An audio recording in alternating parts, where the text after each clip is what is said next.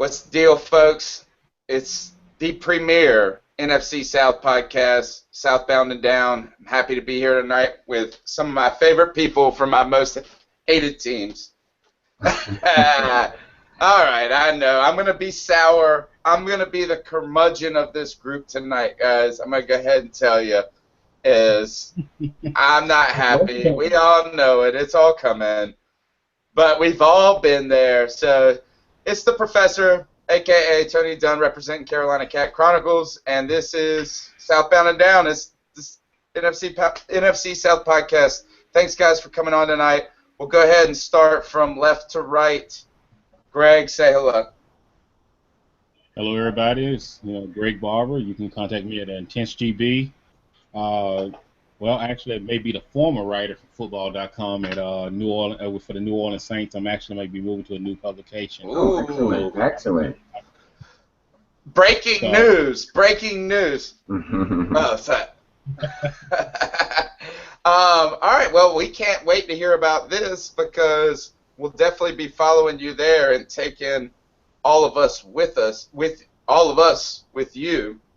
Even though he just went dark. And he just said, I'm out. Greg just dropped the mic. Joe, say hello. What's up, guys? It's the freaking Puerto Rican, also known as Joe Riolano. You can follow me on Twitter at Joe Riolano. Long week for me this week. It was an awful weekend. The highlight of my weekend was ECU trouncing UNC. Was the highlight of my weekend. That's right. We put up 70 on those tar holes. All right. Scott, say hello. Why, hello there. Oh.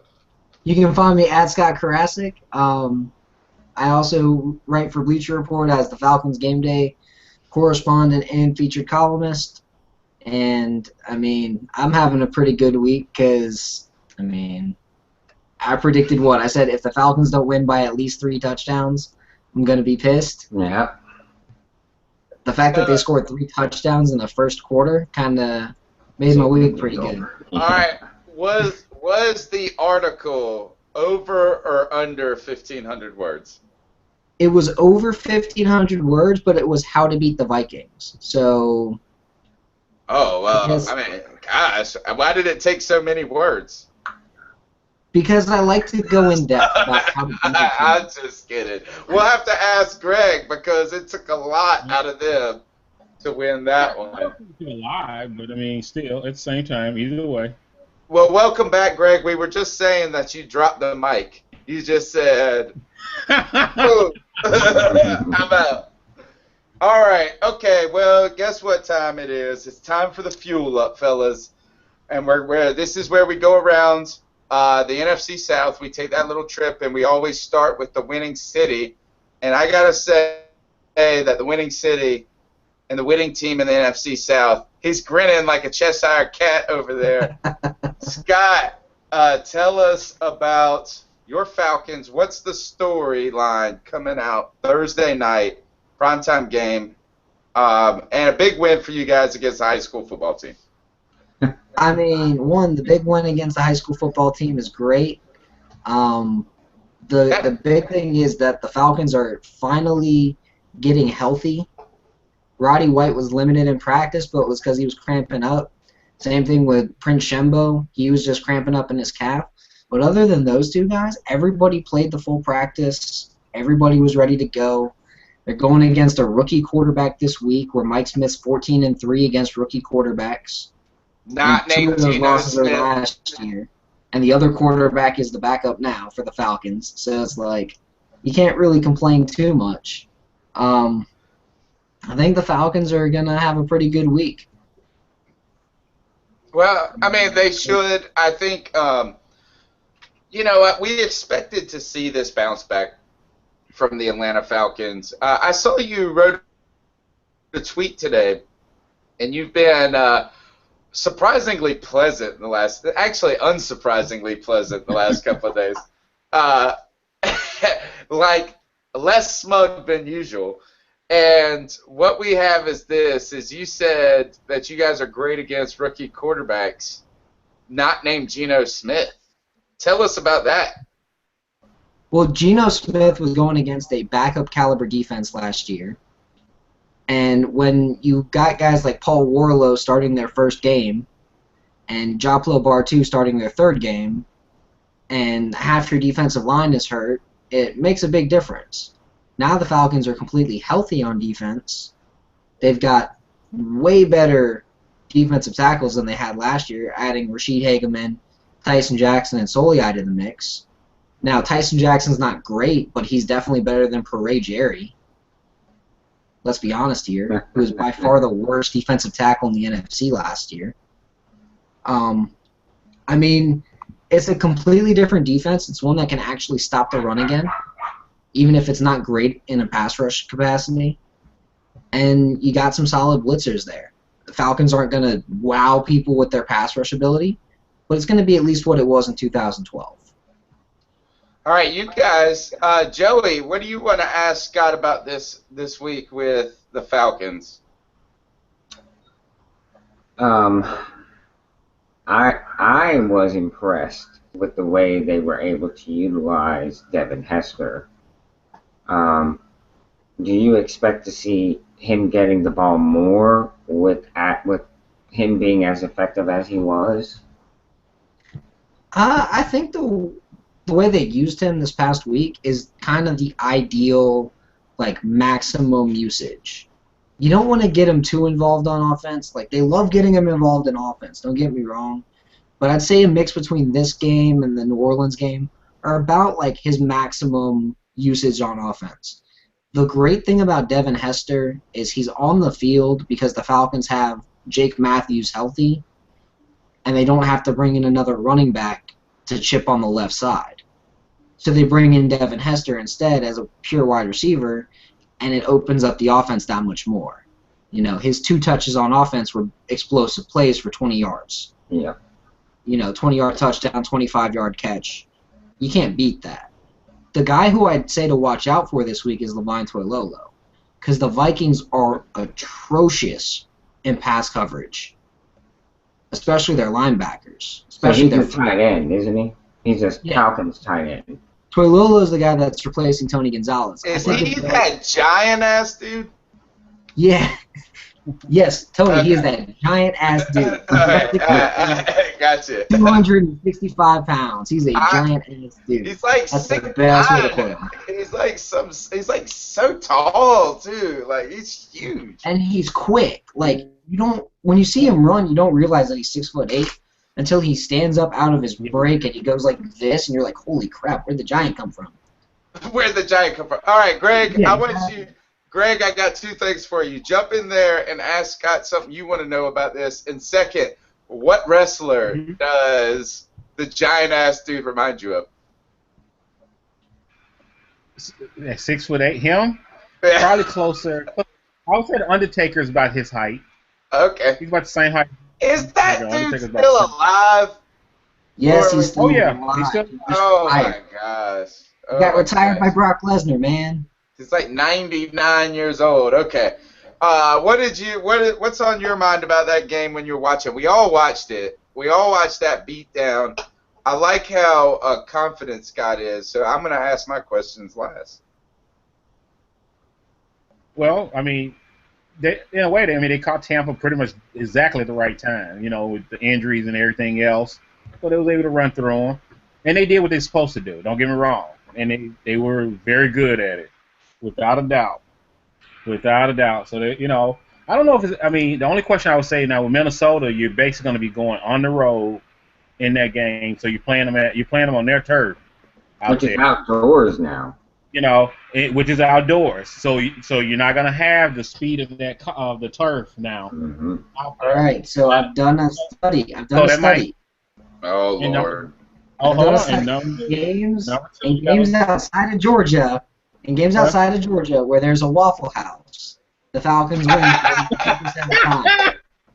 And games outside of Georgia where there's not a Waffle House, they win 66% of the time. There's not a single Waffle House in Minnesota. Where the hell? How? All right. Okay. Actually, I had a Minnesota writer on my show last night, and he asked me about the Waffle House correlation. I am dropping the mic right That's why here.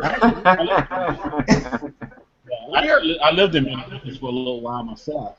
So yeah, if I'm right, I don't think I ever. Yeah, you're right. I don't think I ever saw a Waffle House out there. Hey, Not a single one out there, there. boy. everybody, But pack up, close down, southbound and down. We're going to Minnesota and starting a Waffle House. We will own that shit. We'll make millions of dollars. Yeah. dude, I am not going back to Minnesota. Not this time of year. Okay. This is the best time to go. Remember the year the stadium collapsed, the roof collapsed? Yeah.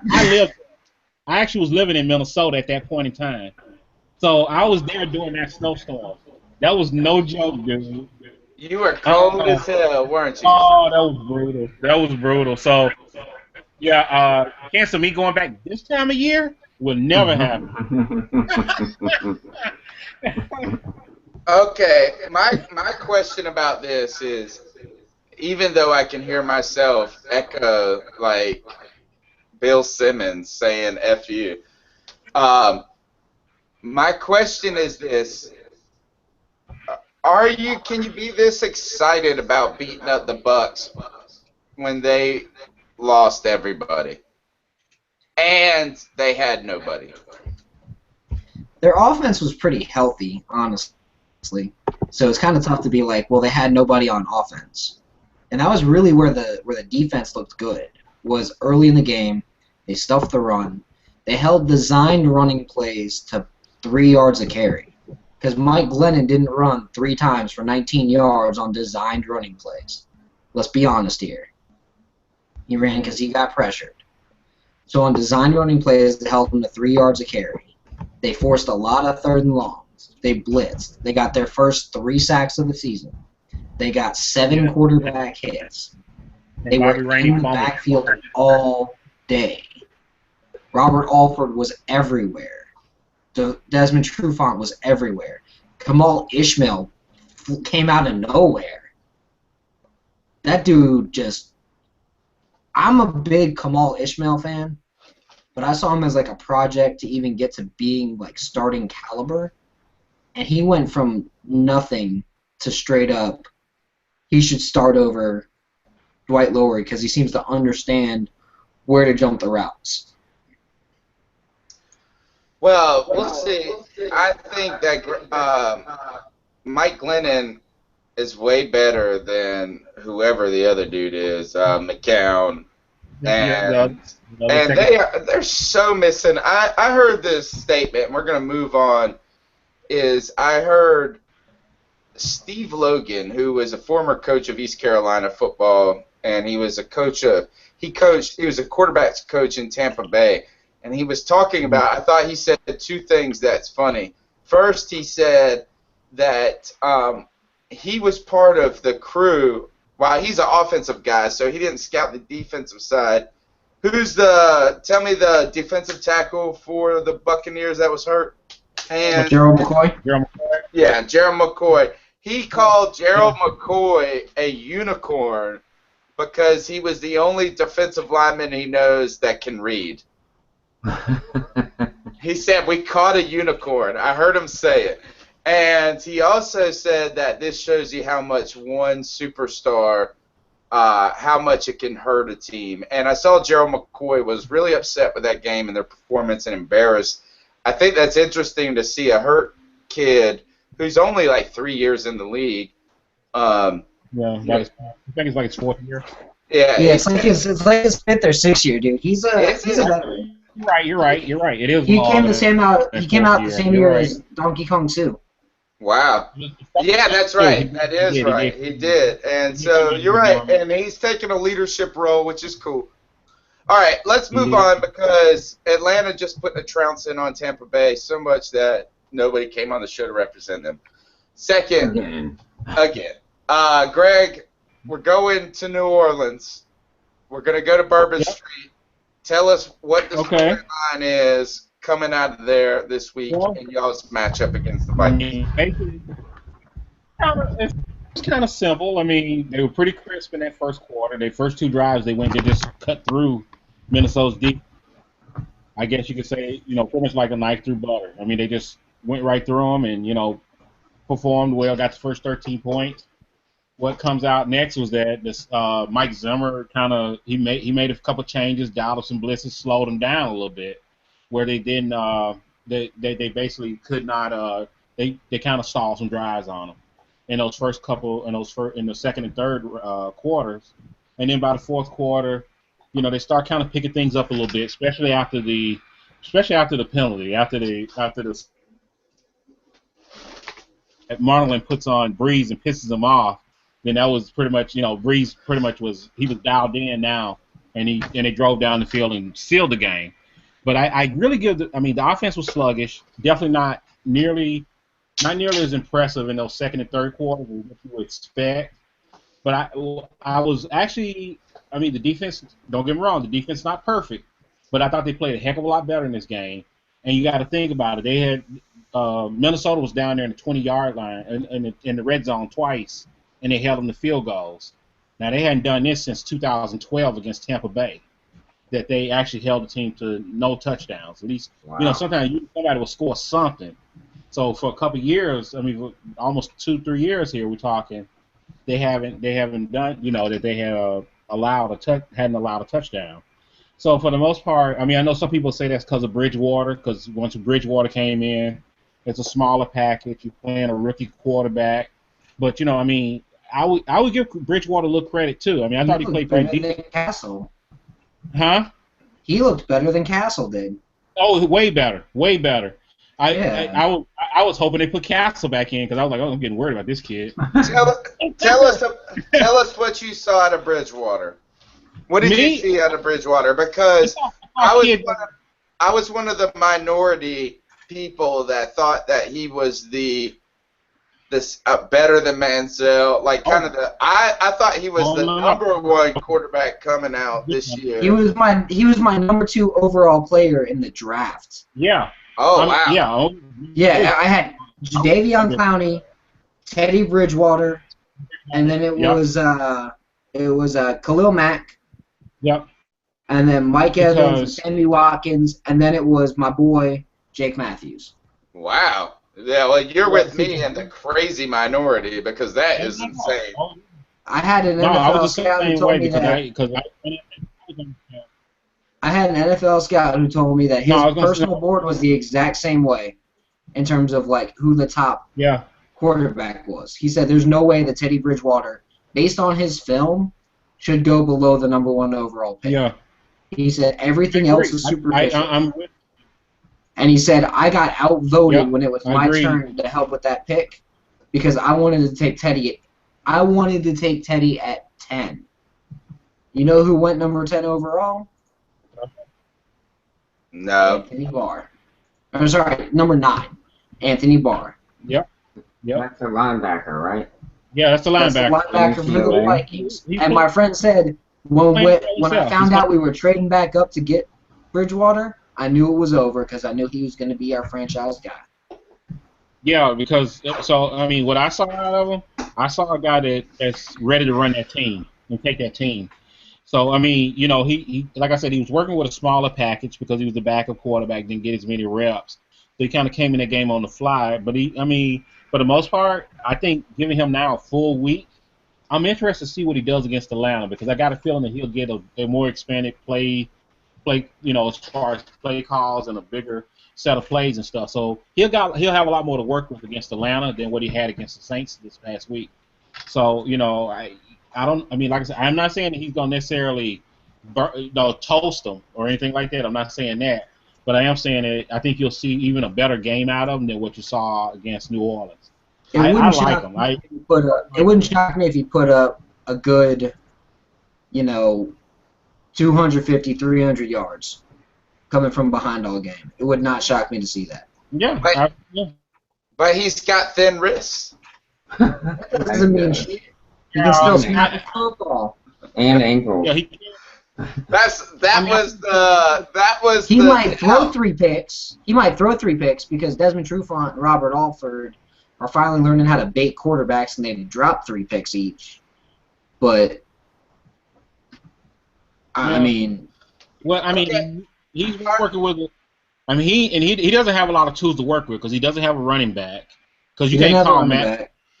Yeah, he ain't got nothing for running back. He's a damn child beater, and he's abusing my damn fantasy team at the same time. Cordero Patterson and Greg Jennings are all he has. Because Kyle Rudolph's out for 6 weeks. Yeah. So when you got Alford and Trufant, who are 2 of the better corners in the NFC right now, and I'm not even like stretching to say that they're 2 of the top 10 corners in the NFC. Not the NFL, the NFC. You know, they're 2 of the top 10 corners. They're looking good right now. Well, that's awesome since there's only like 8 corners. I mean, you got Sherman, you got Peterson. I'm sorry. I was thinking the NFC South. I was like, no, I'm saying I was like, dang. No, they're probably the best 2 corners in the entire NFC South. Don't be too conservative with the NFC South. Yeah, no, they're easily the best 2 corners in the NFC South. I got you. That was my bad. That's my bad. All right, I got one more question before we move on.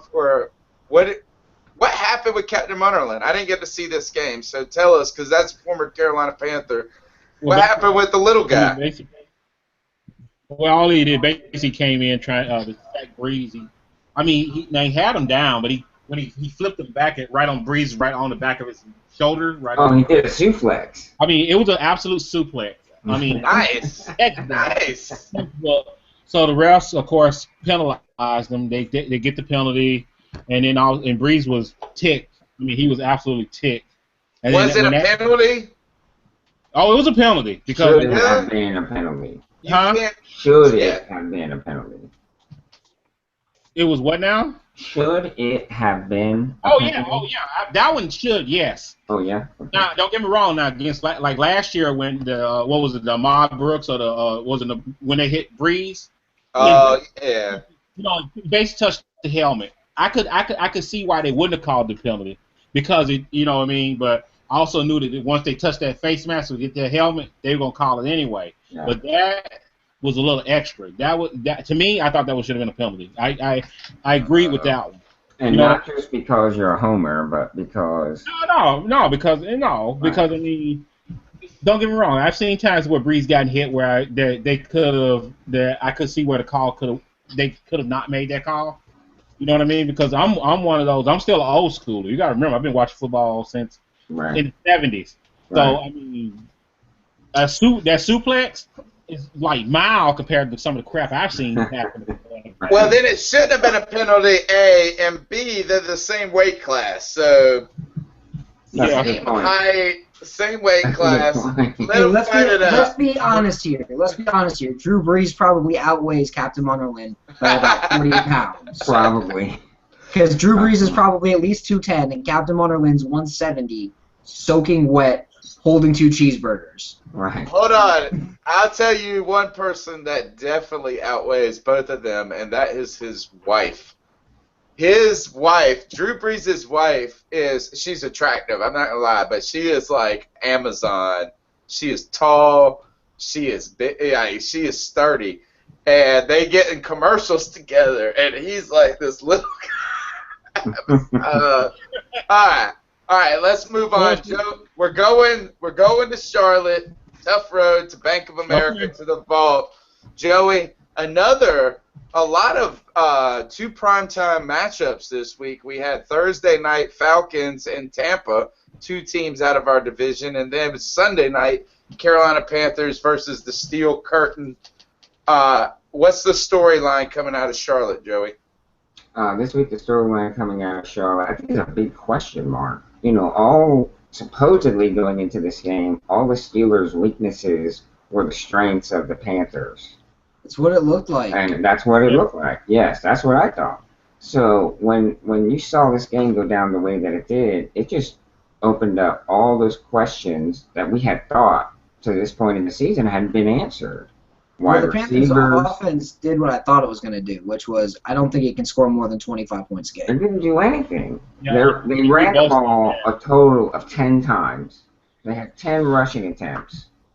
I mean, come on. You're not establishing any kind of run game with 10 attempts. I No. understand if you're not going to be successful at it, that's okay. But you still have to do it, Mm-hmm. you know?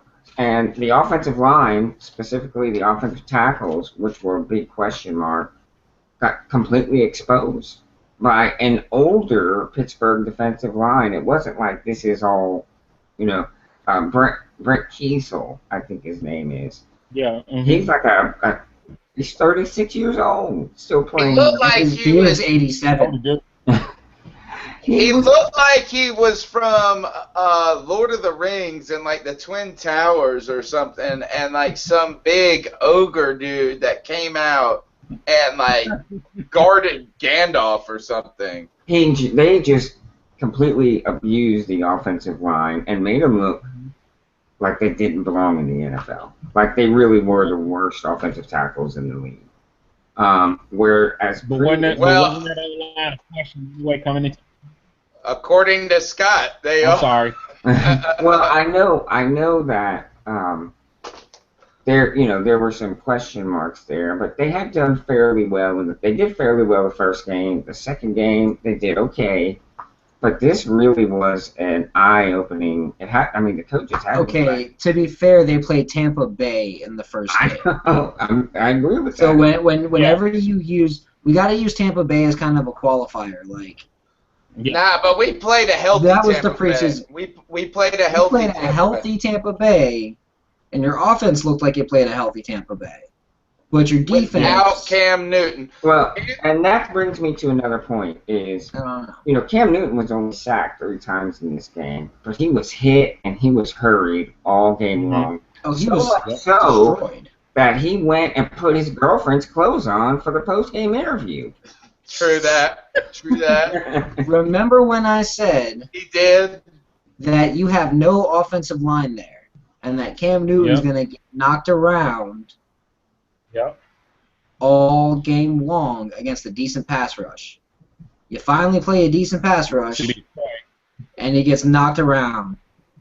I mean, I hate to say it, but I told you so about your We offensive did line. play a decent pass rush. Our guys played like girls on Sunday night. Mhm. It wasn't a decent pass rush. They rushed 3. Well, think Like, They it rushed was- 3 and you couldn't stop them. Pittsburgh. No. Well, it was more than 3. They brought the linebackers, too. They did a lot of stunts and twists. But you Well, couldn't stop but they Steve always- McClendon and Stephon Tuitt and Cameron Hayward on the inside. we You were can't stop just any abused. pass rush. You're done. Even Ryan Khalil, all-pro center Ryan Khalil, that could start on Terrible. any team in the NFL, looked Yes. lost. He looked lost and confused. The Yes. only 2 teams that Khalil can't start on are probably the Jets and the Browns. Right, because they have all-pro centers. Let me ask you I'm this. with you there.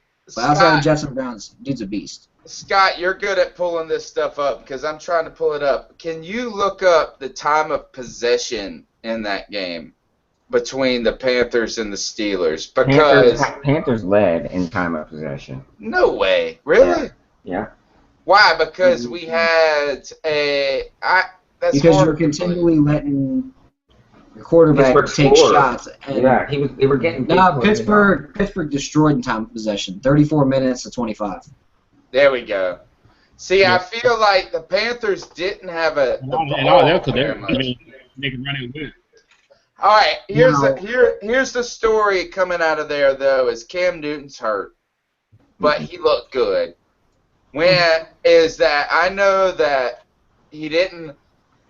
The one fumble-io was because of the crazy, terrible pass. Yes. Offensive line. Yeah. But he was on point. He had like a 98 quarterback rating. He was drilling the ball in there. Our receivers get 0 separation, and he has to put it on right on the spot every time, or else somebody's going to get a hand on it. So, I guess my question is, before we move on from this game, because I know Panther fans are, Joey, we're ready to move on. Is this an aberration, or is this who, like Greg said, who we thought they were? I think Greg said that. If you didn't say it, you should have, Greg. that this is what we expected or what we should have been expecting from the Right. No, yeah, because I said, I mean, because we thought Detroit was going to be that pass rush the week before. That was going to be the one that really give you that trouble and expose the offensive line. Pittsburgh just played old school Pittsburgh football. That's what you expect from them. Run game, hard-nosed defense. You know what I mean? And they just come out there and they really just racked you guys on the run game. I think we just played poorly. I mean, I hate to say that. I mean, I know that you guys can point to so many aspects where you have question marks, and I agree. I think our offensive linemen played like a bunch of girls. I really do. I think they played like they had women's underwear on. They just got abused, like Joey said. They look confused. And when you see Khalil, there was that one play, Joe, where Khalil didn't even try to block anybody. He just did this. He just was like, and I was like this. I was like, hold up, you're in the NFL, and you don't touch a mug. You don't even put your hands on a person. One person. I mean, I would have turned around and just pushed my own player. I got to touch somebody. But, I mean, I understand that we have weaknesses on the offensive line. I understand that, here's to Scott, by the way. Thomas Deku, he didn't play bad, but, boy, did he get blown up by... Thomas Deku didn't play bad? Come on, man. He didn't Thomas play bad. Deku, he looked awful. No. He tried to make the tackles. He wrapped the guys up. He can't help it if he's got to try to tackle LeGarrette Blount and Le'Veon Bell. Poor dude got crushed on the goal line. I mean, he got in there. He got right where he was supposed to be. He made the play. And, well, his vagina was showing. He didn't. Nah. It was like this. It would have been like me. I felt like it was like me trying to tackle LeGarrette Blount. Like, I was just like, that poor fella. He tried. He gave it a good shot. And then he gave me this pussy little arm tackle. No. Easy to pull He through. got in there. He got in there and wrapped up, did everything. But he can't help it when the dude weighs 50 pounds more than him and just ran over him like a freight train. But, Joey, I guess my question is this, is that, look, or actually it's not a question. My statement about this game is this. We were down by 10 points in the third quarter, and until Philly Brown just absolutely muffed the worst punt ever, butterfingered it up, I felt like we were getting used, we were getting abused, but we were in that game, and it got away. I thought Cam Newton looked good. I'm going to go ahead and chalk this up, throw the tape in the trash can, and challenge these dudes in their manhood and say, ice up, son. Get your women's clothes off. Was that a message? How about this? And then we'll move on to next week's game. Was it a message that Cam Newton was sending? Maybe. By wearing women's clothes at the press conference. Did you guys, hey, Greg and Scott, did you get to see his picture? No. Oh man. okay. No. Yeah. Talking about the capri pants. Yeah. And the lavender jacket. I just found out they're called man-prees. They're very European, I'm sure. I feel like these guys are all having this bet for who can wear the worst post-game interview outfit. And I feel like all the players are in on it. Like the NBA players, like the NFL players, I feel like they're all in on it. Yeah. And whoever gets the worst response huge on that. wins the giant pot of $1 million at the end. Like, that's what I feel is going on. Yeah, because Dwayne Wade, see some of those outfits Dwayne Wade wear? Mm-hmm. Oh, my Dude, God. Dwayne Wade goes for it every time. Every And he time. wins. You're just like, damn, Dwayne Wade. No, they don't That win. shit I couldn't see my mom wearing. Like, They lost again. He said, I can't even see my mom wearing. All right. Okay, Scott, player of the game for the Atlanta Falcons. Devin Hester, honestly. Like, and I can't really go with anybody else because it'd be unfair to Devin Hester to do so. He had a fumble forced, a fumble recovered. He had a kick return touchdown, a run for a touchdown, and a 25-yard catch to set up another touchdown to Julio Jones. You're just like, what can't this guy do? And why the hell did Jay Cutler not like this guy in Chicago? I'll tell you what he can't do. He can't keep it together emotionally on the press conference. Him and Dion were having this man moment. Hey, who cares, man? They're allowed to have that man moment. They both scored a combined 39 touchdowns returning. It was a little uncomfortable. You know what Dion said during that? He goes, man, I should have set this record in a Falcons uniform. I'm just saying, like, they went overboard a little bit. He said that. He said he should have never left Atlanta, which is fucking true. Because imagine Deion Sanders on that 1998 Falcons defense. Suspended 3 weeks. Scott Krasick suspended. You gotta actually pay me to suspend me. Excellent point. Excellent point. And we encourage the F-bombs on Southbound and Down. Yeah. Ugh. Okay, Joe, who is your player of the game for the? It doesn't have to be a Carolina Panther. Right. I think the player of the game that I thought should be player of the game is the Steelers' backfield. Both backs going for over 100 yards. Not just one, but two, and one doing it in less than 10 carries. I think that's pretty impressive. I don't know how they did that against y'all, because y'all have some damn good run defense. Yeah, exactly. Look at Cam and his girlfriend. That's so awful, man. Yeah.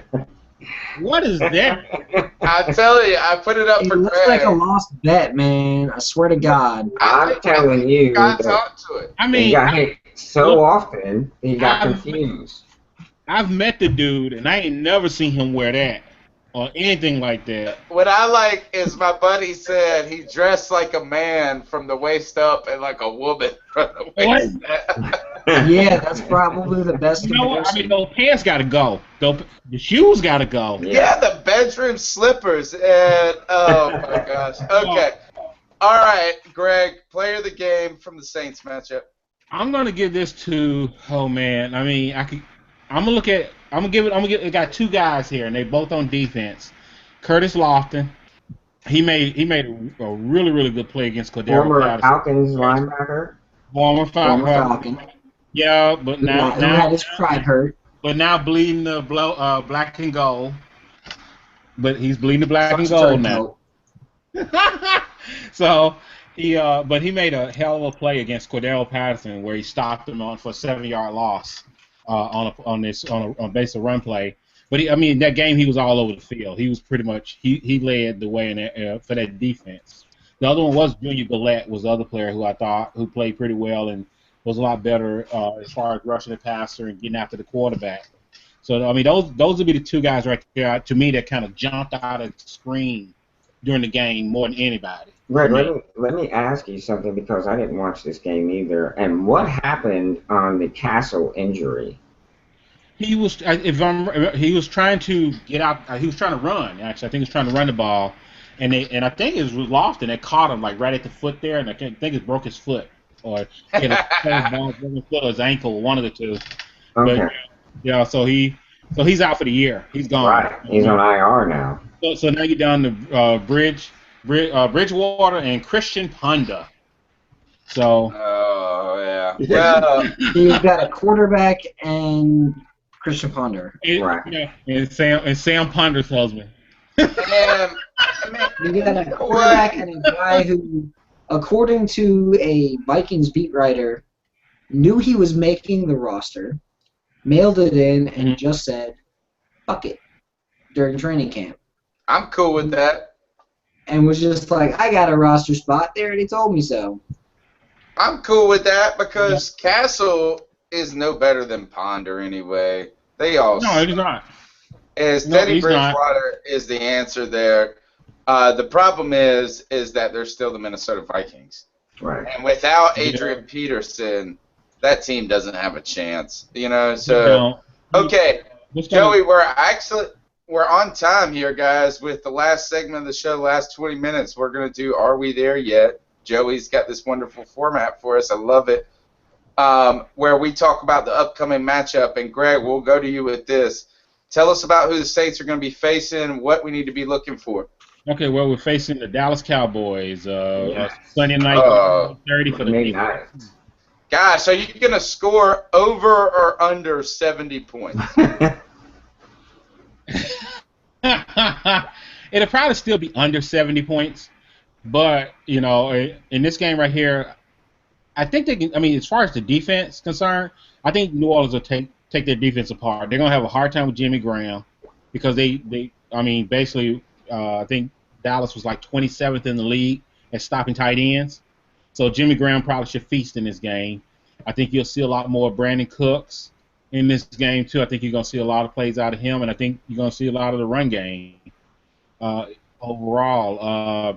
As far as Dallas on offense, I think for New Orleans, the whole key there is if they can stop DeMarco Murray, it's easier to kind of shut down Romo and the rest of the passing game later. You know what I mean? But if they can kind of as long as they can keep them kind of shut down that part and make them give up on the run a little bit and make them turn them predictable, I think they'll be fine. And the Cowboys have really focused on the running attack this season. They've really gone to it.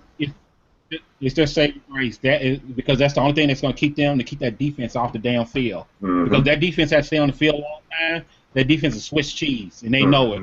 So they have to run the ball to kind of to keep that ball as long as they can, keep those boys on the sideline. Yeah. But if I'm the Saints, the key there is just kind of get nice long drives and just kind of wear them down in those first couple quarters, and then when they're gonna get tired because they're gonna be thin too. They don't have a lot of depth on that defense.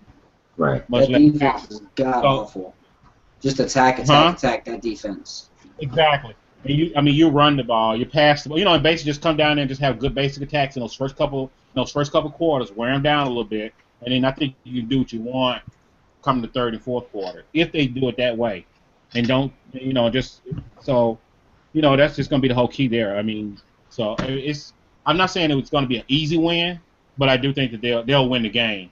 But they're not overlooking them either. I know that. If they don't beat themselves, it should be an easy win. Oh, absolutely. But if the Saints have some turnovers, or the Saints defense doesn't play well, then it won't be. But if everything is even, all things being equal, the Saints should handle this game pretty good. Is it in Dallas?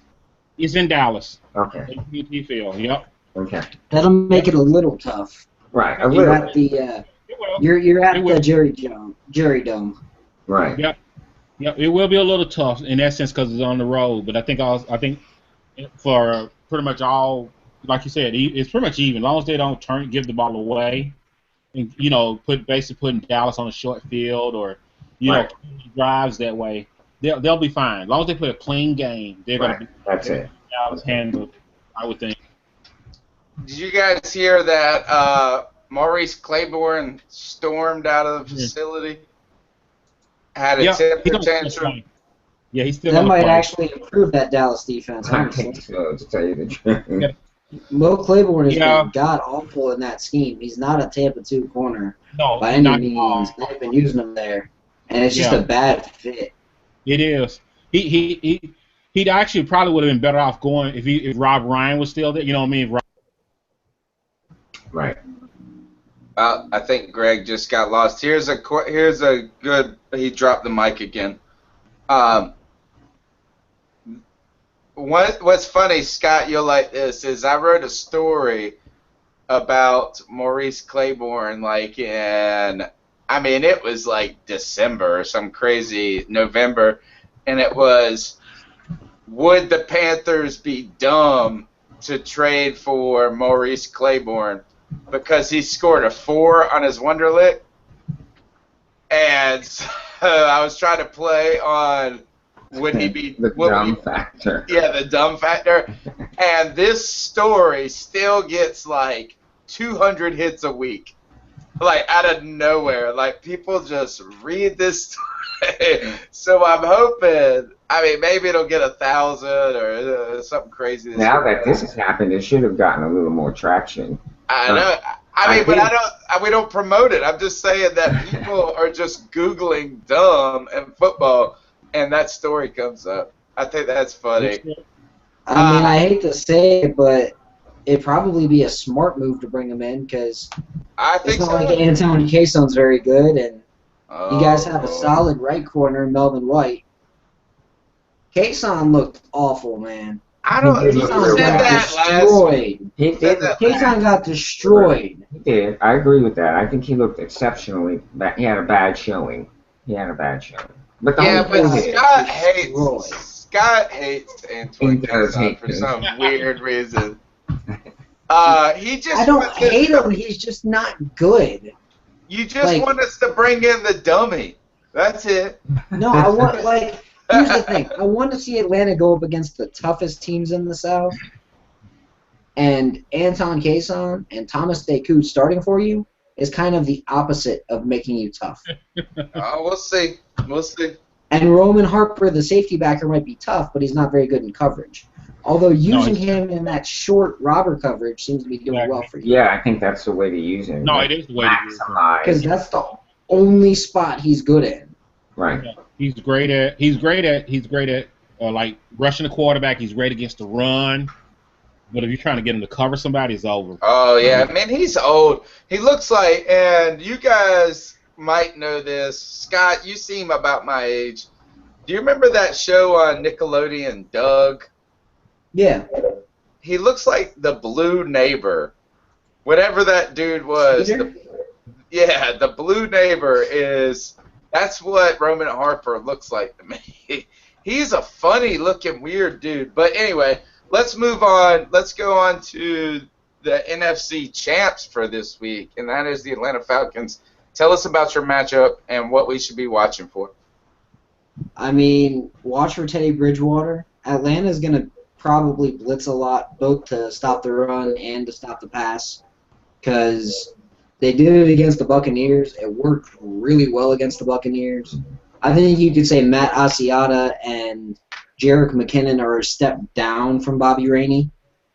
I think you could say that Vikings offensive line has looked awful, and Atlanta should be able to pass rush even more against them.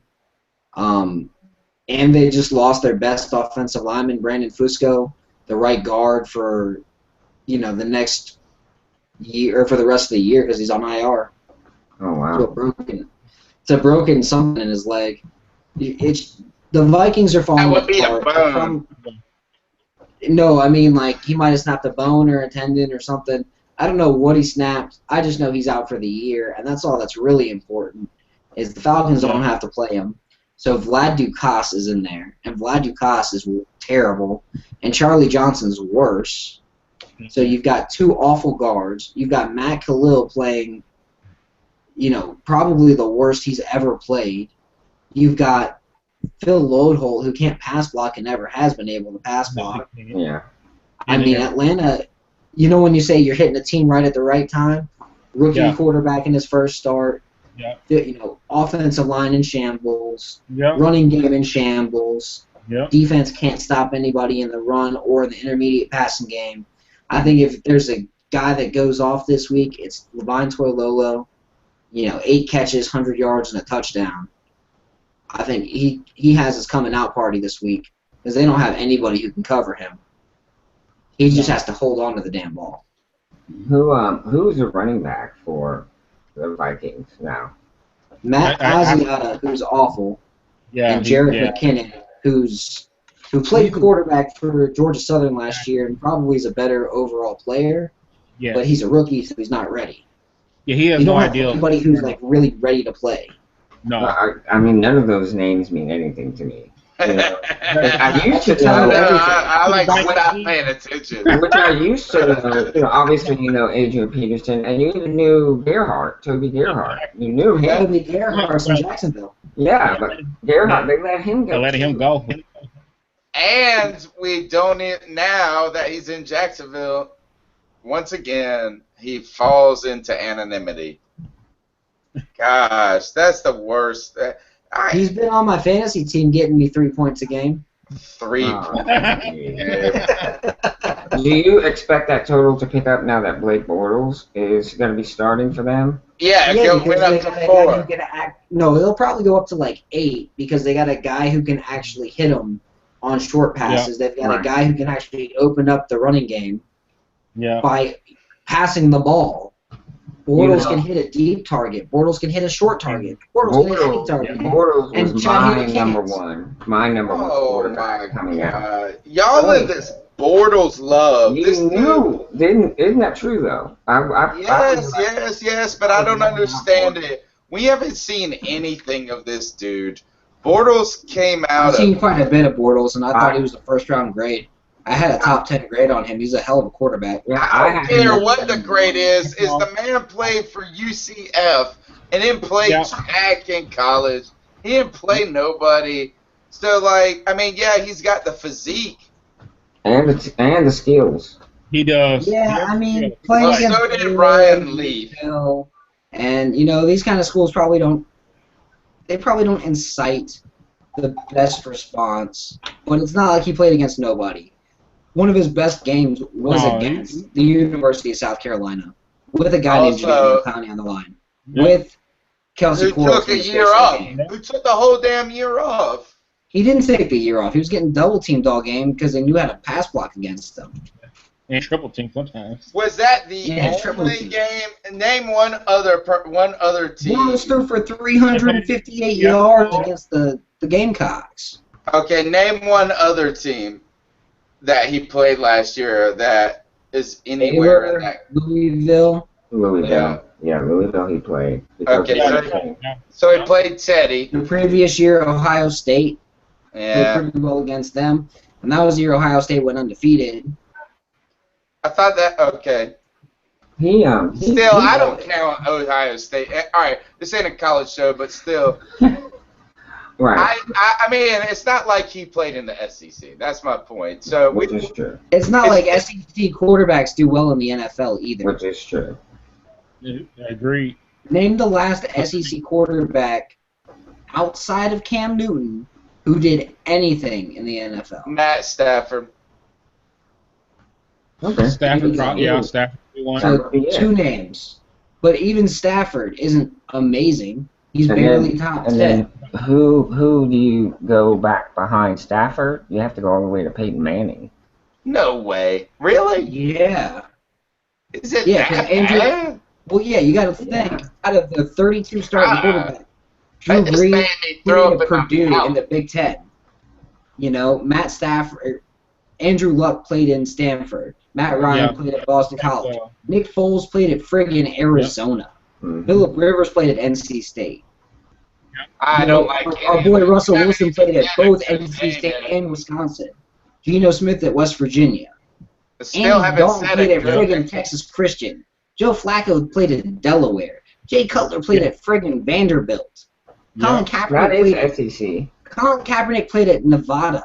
Mm-hmm. Vanderbilt's not really SEC, You're right. especially when Jay Cutler played there. Vanderbilt's like the Duke of the SEC. They're the Yes, team that takes the beating from everybody. that's true. Aaron Rodgers played at Yes. Cal.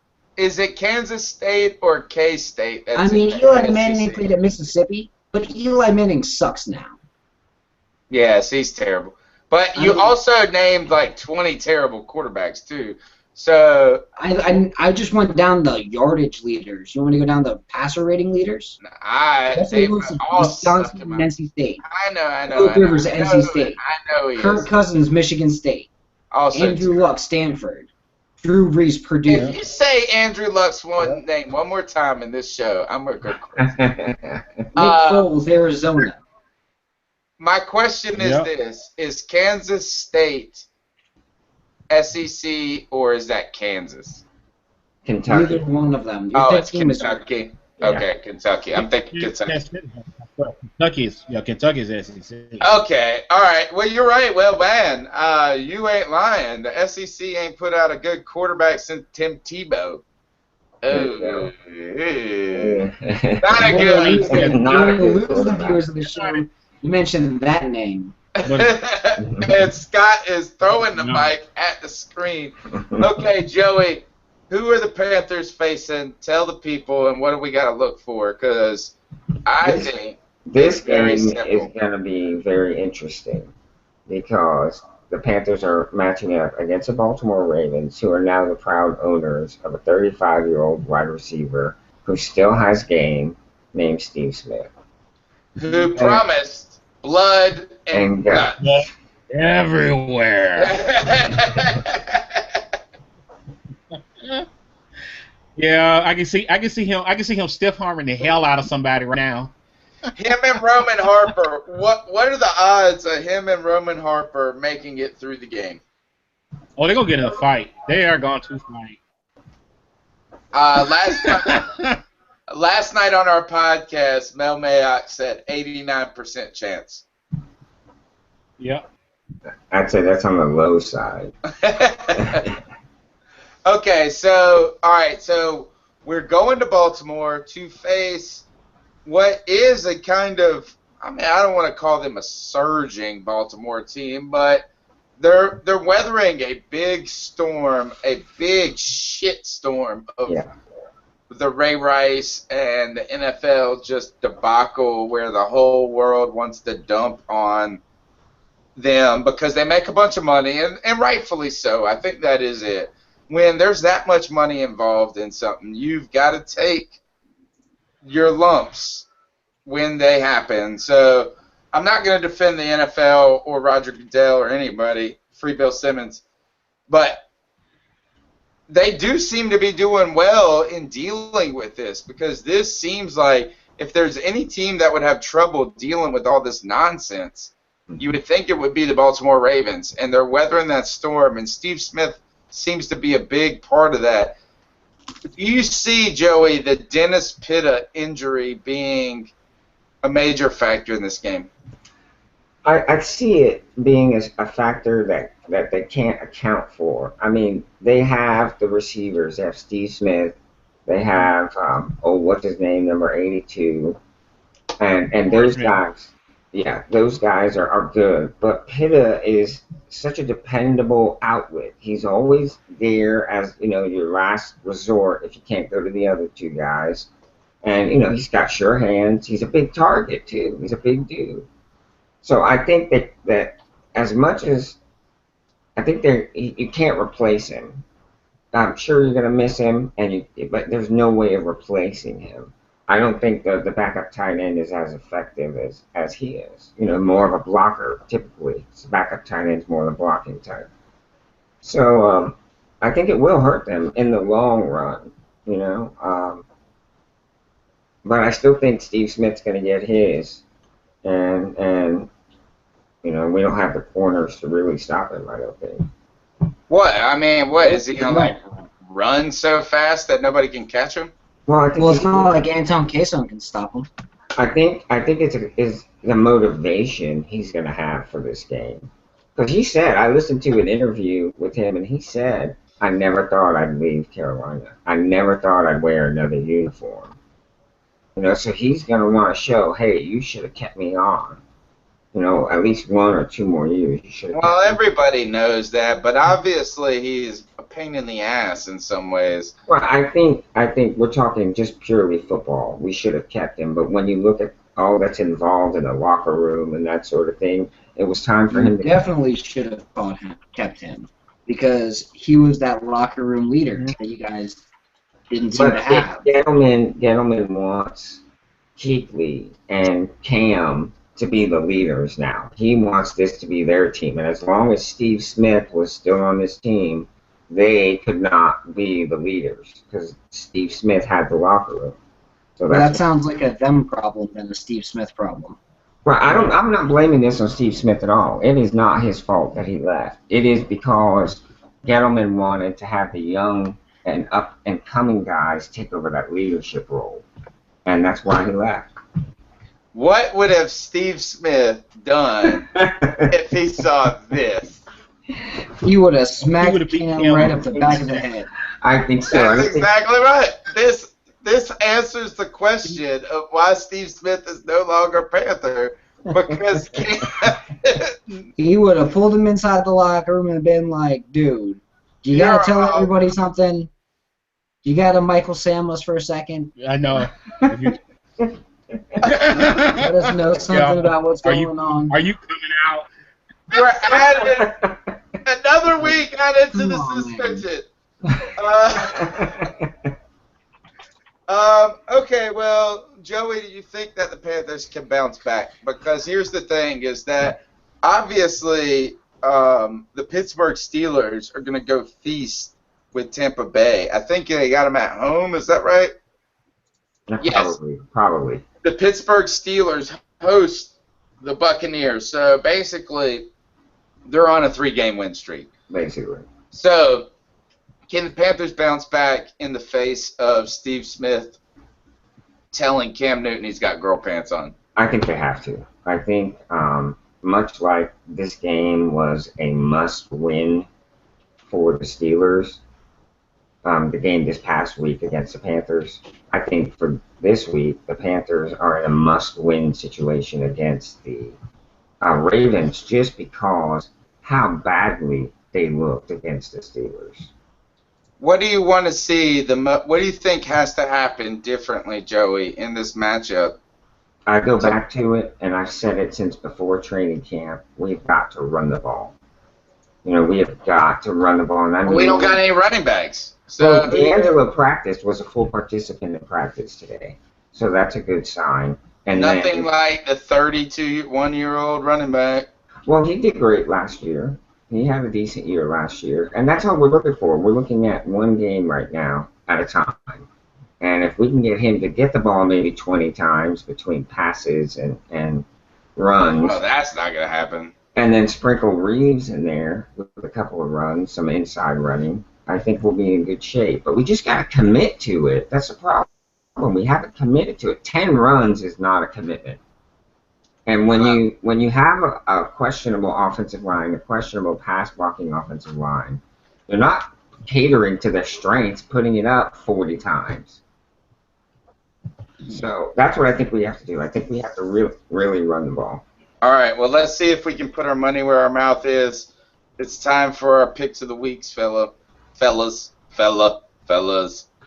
As long as you don't got girl pants on, you can make your pick this week. Greg, Atlanta at Minnesota. Who you got? Oh my God. Oh man. Oh wow. Scott just had an aneurysm. His head just exploded. I'm gonna say Atlanta's gonna win this game. Okay. There's a part of me that says that. I'm writing it down. I wonder if Minnesota can surprise them. But you know what? I'm gonna go Atlanta in a close one. I'm actually gonna say a close one. I don't think they're gonna blow them out. Okay. Atlanta. Answer this for me before I make my pick. How was the pass rush for Minnesota? Actually, it was actually pretty good because, I mean, now, the one thing about it, you got to remember Mike Zimmer is coaching that team. Right. He's one of the defense coordinators in the whole league. And he dialed up some really nice blitzes that slowed them down in that second and third quarter. Like I said, it wasn't really until after that, the roughing the passer penalty, that they really woke up and then decided to, and then they kind of went through and they, got back on track. Other than that, for the most part, he slowed them down after those first two drives. We kind of figured out what they were doing. And that's what I keep wondering is that, because you're talking about Norv Turner, who's one of the better offense coordinators in the league. You got Mike Zimmer as a head coach who's running the defense there. I'm always wondering if he's going to dial something up that can slow Atlanta down. In a sense that they may be able to stay in this game and maybe even pull it out at the end. That's why I debate on it for the most part. But, I mean, like I said, conventional wisdom, I still think Atlanta has too much talent, and the fact that Minnesota has no kind of run game. I mean, I got no confidence in who's running the ball back there. And they need that run game to win this game. And so I have to go Atlanta, even in a close one. Well, at least Teddy Bridgewater and his little ankles and wrists will have plenty of time to throw the ball since you guys don't have pass rush. Scott, I'm going to put you down for a 0-0 tie. How do you feel about that? Yeah, I think you're going to be completely wrong about that one. Okay. Who you got? I think Atlanta's going to win. I think they're going to score at least 35 points again. Oh, another high school matchup? Well, I'm not saying another high school matchup, but I think it'll be like 35-24. I think it'll be a lot closer than it'll be closer than people would think it'll be, but I think Atlanta will still win by 2 scores just because it's a good matchup for the Falcons this week. Yeah, it's up in Minnesota, but I'm not as worried about that when you've got a completely healthy Falcons against a pretty injury-depleted Minnesota team. Yeah, that's true. Right. All right. Well, I'm picking Atlanta too because no Adrian Peterson. I just don't understand. But hey, last time I went with Atlanta against Cincinnati on the road, you guys let me down. Thankfully, because I hate the Falcons. So I was okay with it. That's not really a something that's like super. It's not a good comparison. I understand that. I mean, like we hate the Panthers a little bit, but it's like the way you hate your little brother. It's not like we hate the Saints, where you like despise your little brother. Well, guess what? I'm all about equal opportunity.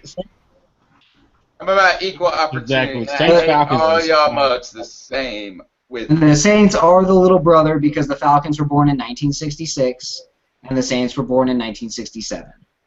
That's why they're the little brother. Well, then we're like your grandchildren because we're babies. But all right, Joe, who you got in this game? Atlanta, Minnesota. I think it's going to be Atlanta.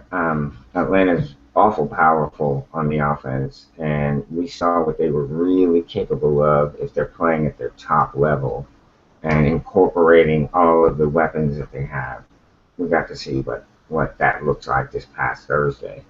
So I'm picking Atlanta, and I don't think it'll be all that close. I think 2 touchdowns is pretty reasonable. Okay. It would have to take an incredible coaching game plan on Mike Zimmer's part to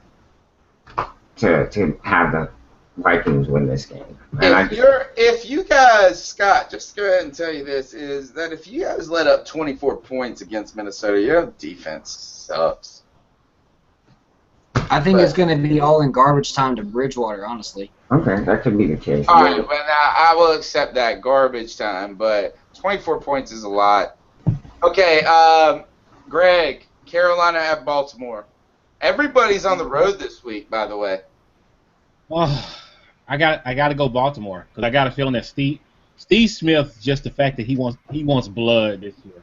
He does. You know what I mean? And I think he's going to play out his mind on this game. Plus, your secondary.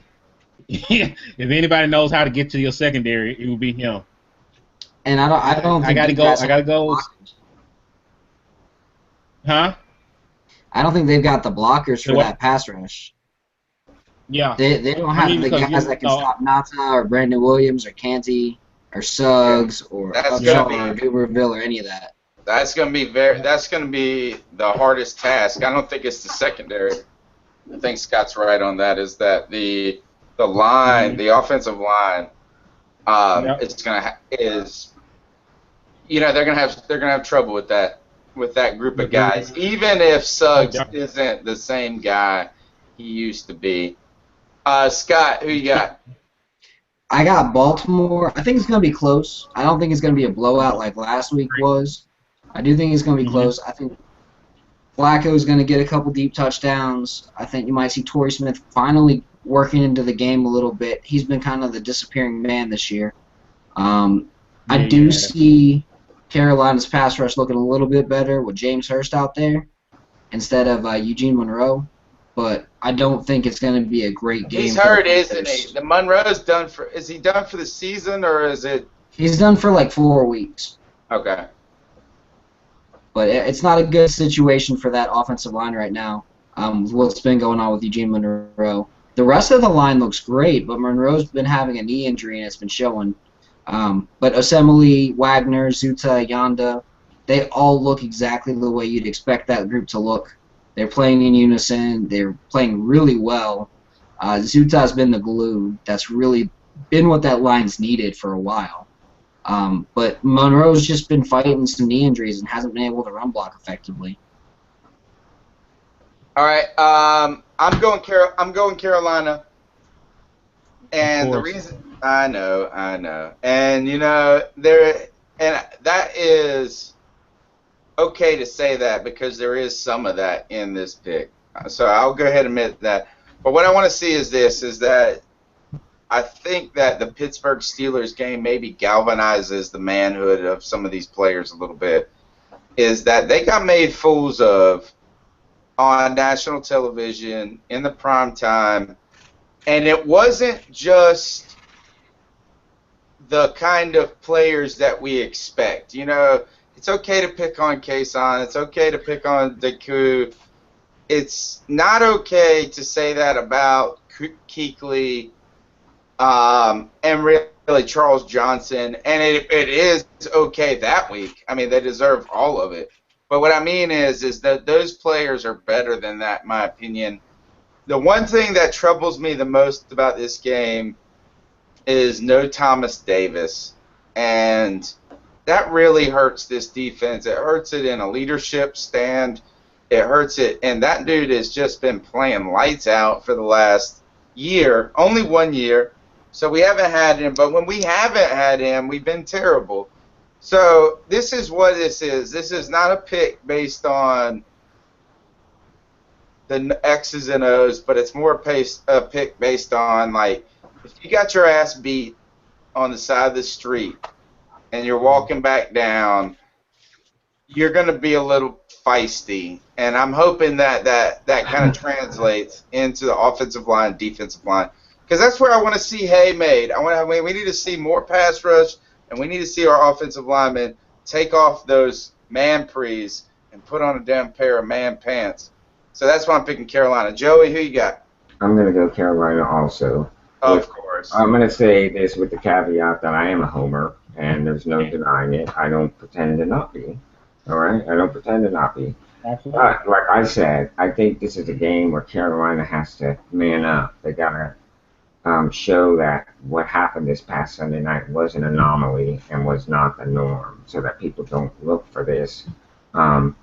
Carolina has to set a tone, and they have a chance to do that in Baltimore against a very good Ravens team, because that team's good.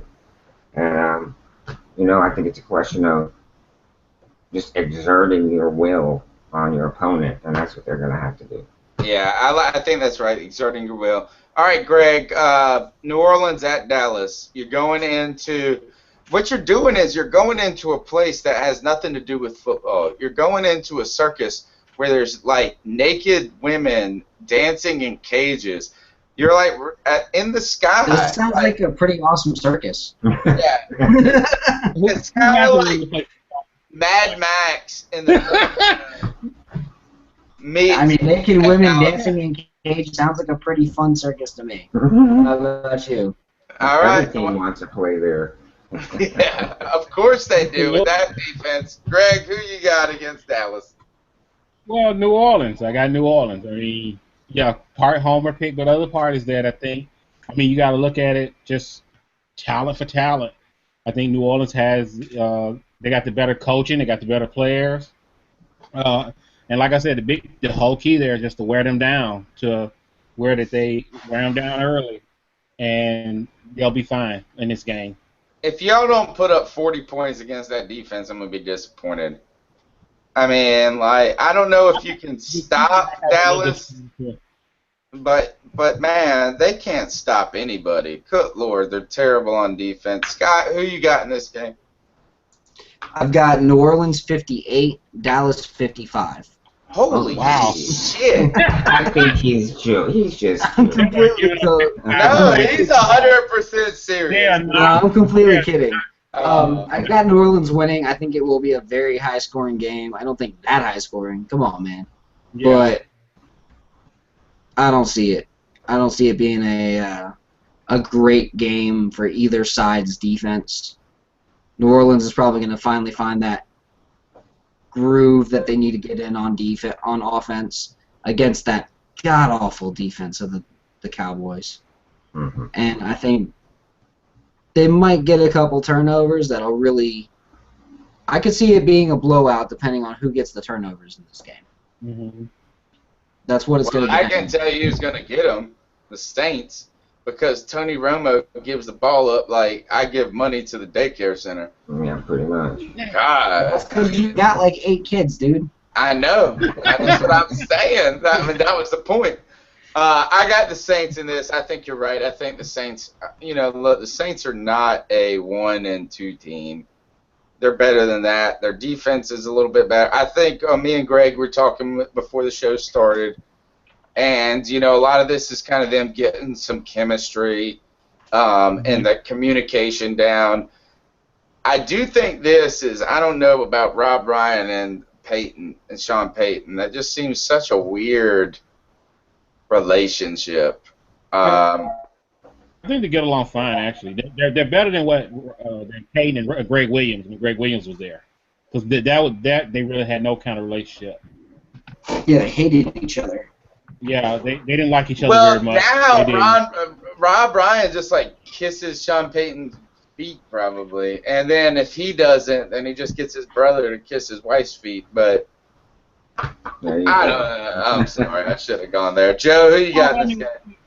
I think it's definitely the Falcons. I just think they have. Whoa, we're talking. I mean Saints. Sorry, I was watching game day and they showed some of the Falcons. The Saints. They have too much talent, man. I mean, we were just talking about one of the best players on the Dallas defense, and I use that term loosely. Maurice Claiborne or whatever his name is, Claiborne, walking out.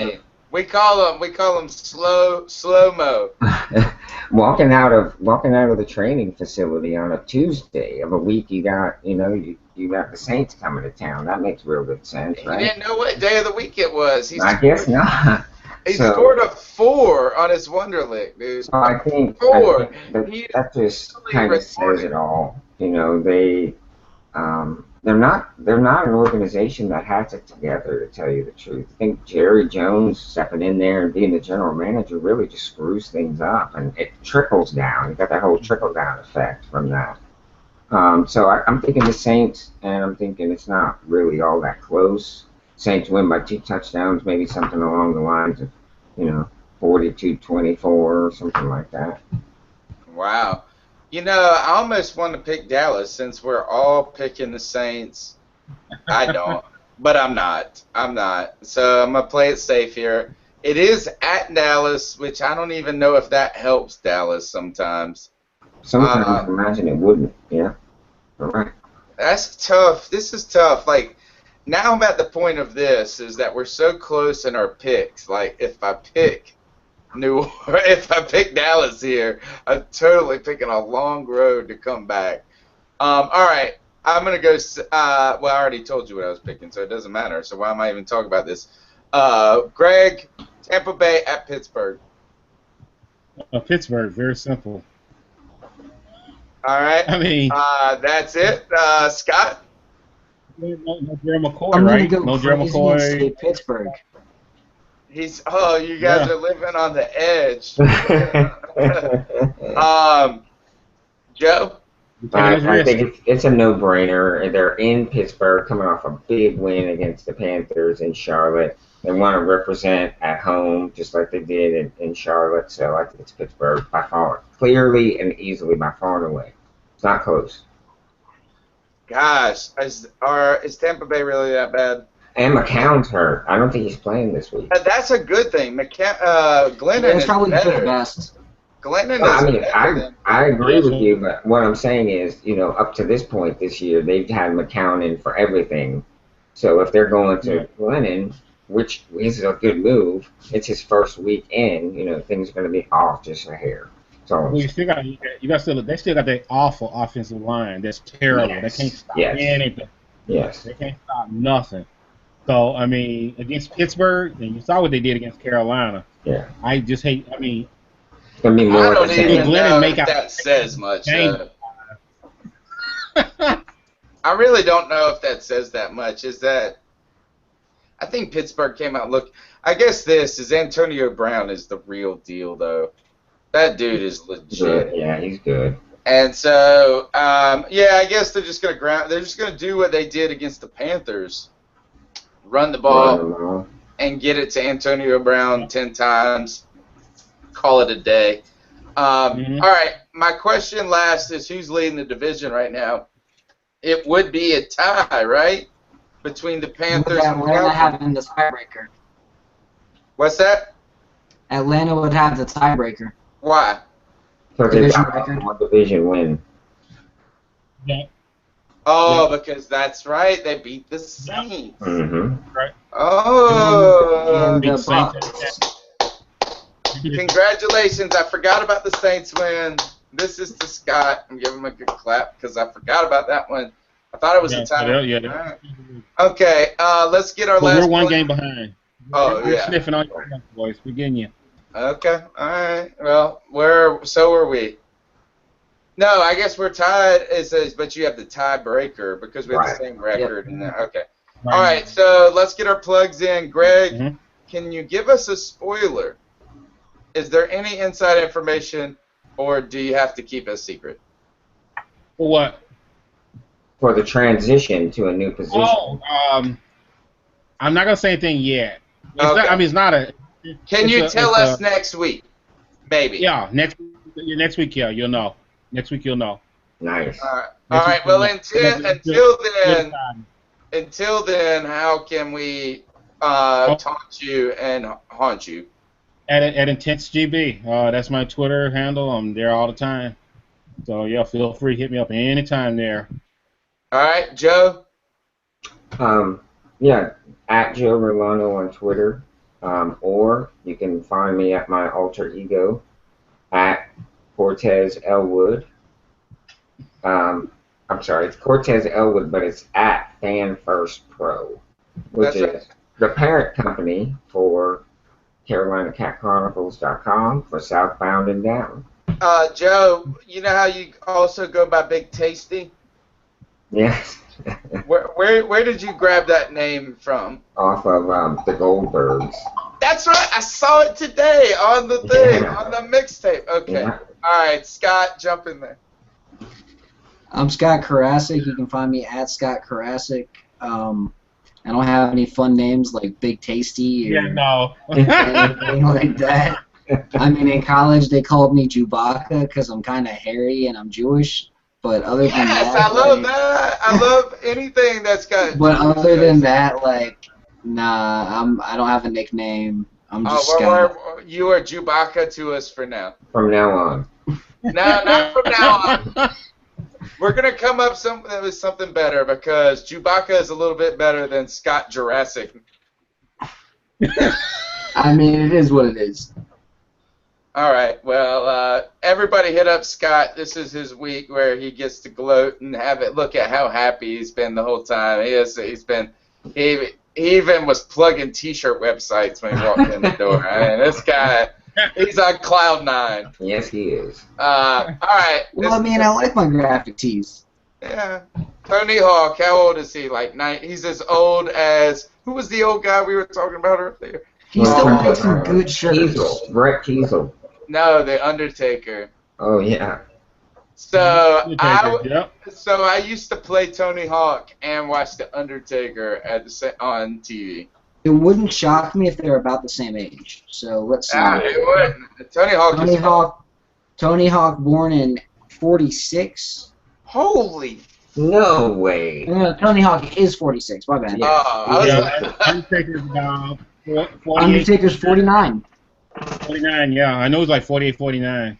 Undertaker's 49, There you and go. for his height, he's 6'9". So whoever said that he was about the same height as Levine Toilolo, you might have given Levine a new nickname if he can. That was me. Show up. Finally get it. Yeah, if he can show up.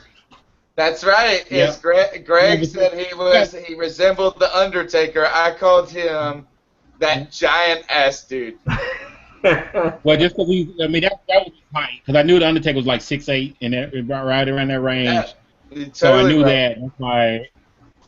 So, All right, but I mean, Stallone was a long way to be the Undertaker, baby. Yeah, man. The Undertaker's a legend. Even a guy that doesn't care about the wrestling right here. Hey, it's the Professor, CarolinaCatChronicles.com.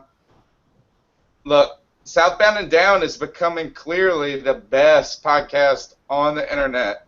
Free Bill Simmons, Chewbacca, Big Tasty, Intense GB. We can't wait. I'm going to call you the mystery man right now until we find out. Everybody, thanks for coming on, and everybody check us out. And look, Scott, make sure you send us your articles too, so I can plug them on the show beforehand. Southbound and Down, guys. NFC South, toughest division in football, if you don't count Cam Newton's girl pants. Those are the